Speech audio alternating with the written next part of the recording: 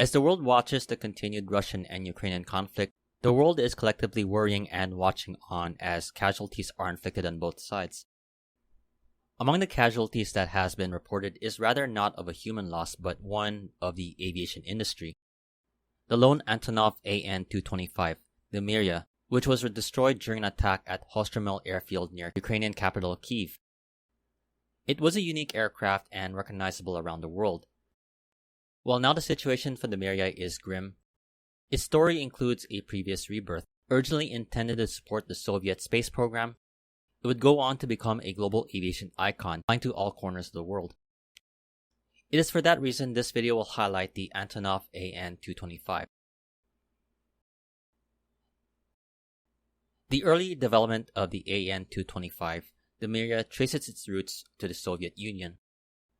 During the later part of the Cold War, it was originally intended to support the Soviet space program.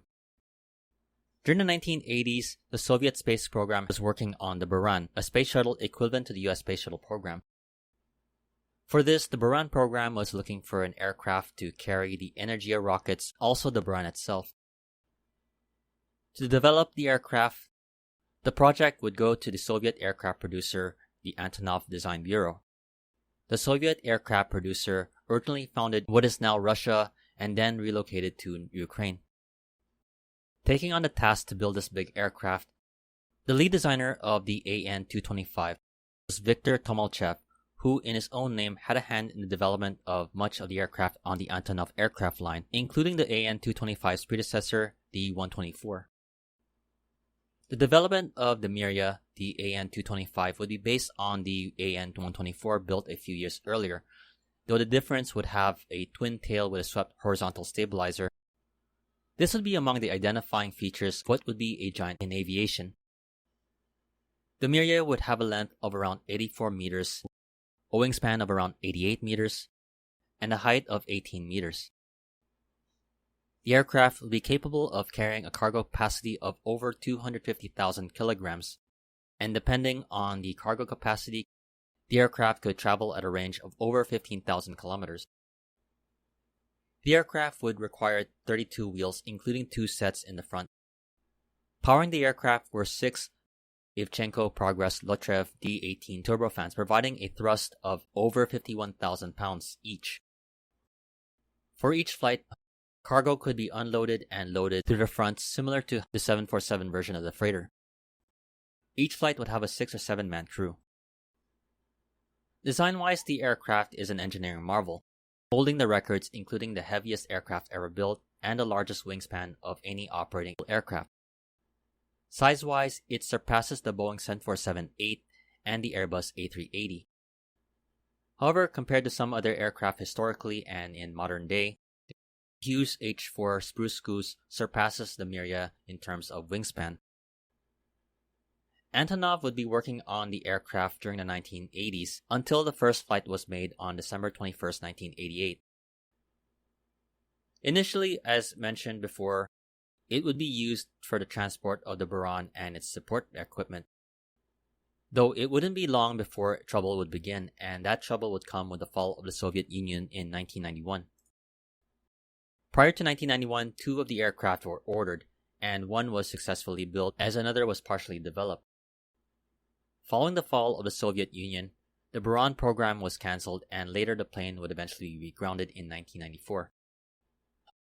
While its older counterpart, the AN-124, would still be used, it was a nightmare for the Myria, as the giant was destined to be a relic of the former Soviet Union and very much abandoned.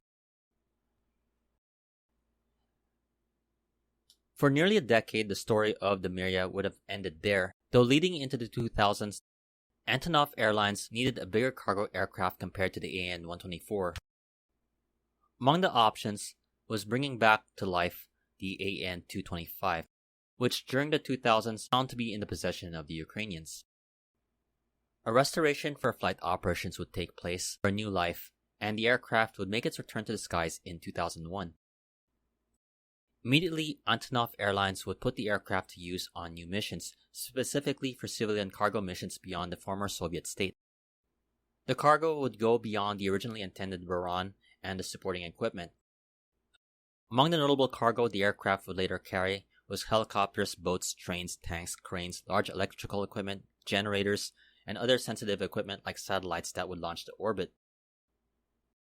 Very much, if you had any large visual item needed to be flown anywhere around the world, you probably would have considered calling Antonov and its AN-225 to carry it.